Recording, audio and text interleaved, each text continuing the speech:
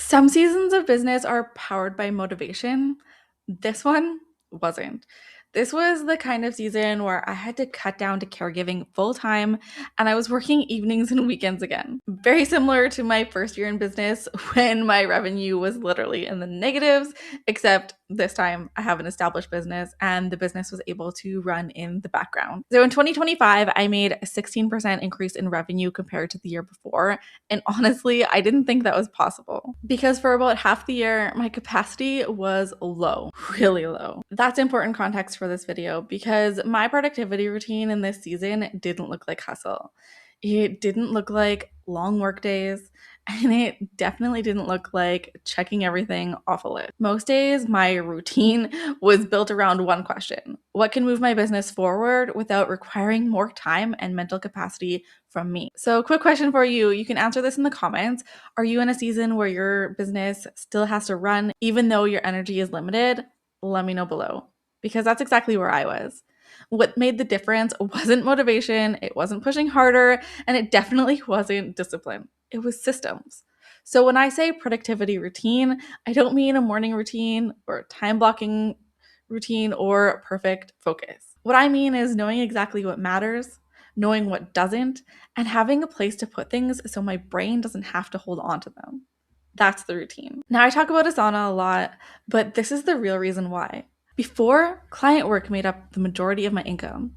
And when you rely mostly on client work, everything depends on you being available and on. So when caregiving took over my life, that model stopped working.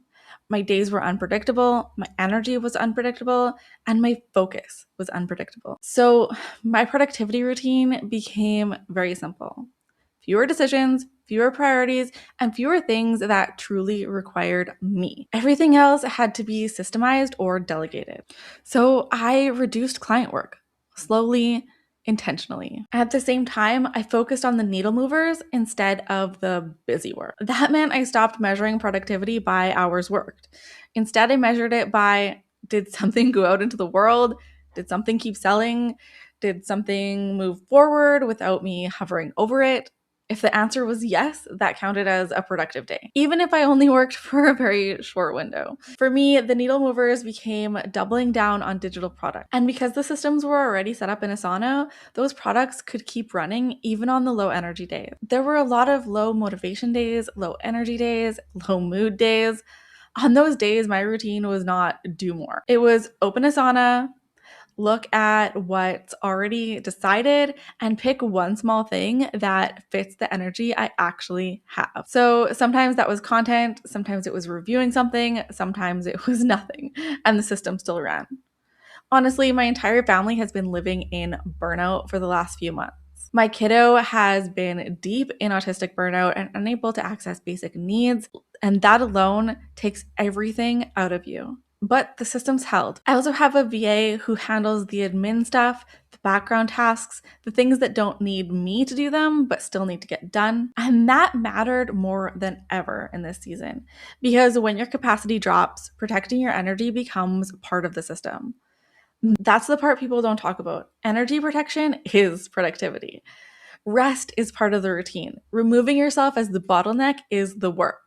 Despite everything, I still did it. And that still feels crazy to say out loud. I'm genuinely so proud of myself and the business I've built. Not because I worked harder, but because I built something that could support me during a season like this. This is what a realistic productivity looks like for me as a mom and as a caregiver, as someone raising an autistic kiddo, as a business owner whose life doesn't follow neat schedules as much as I wish it did. It's not flashy, but it is sustainable and it works even when I don't. Now, before you go, make sure you're subscribed because next week's video, I'm breaking down my exact system for selling digital products around the clock. The setup that lets the business keep running even when I couldn't show up consistently. Now, if this video felt real or familiar, you don't want to miss that one. And in the meantime, you can watch this video where I'll show you how to organize your entire digital product business in Asana. Thank you so much for watching. I'll see you in the next one.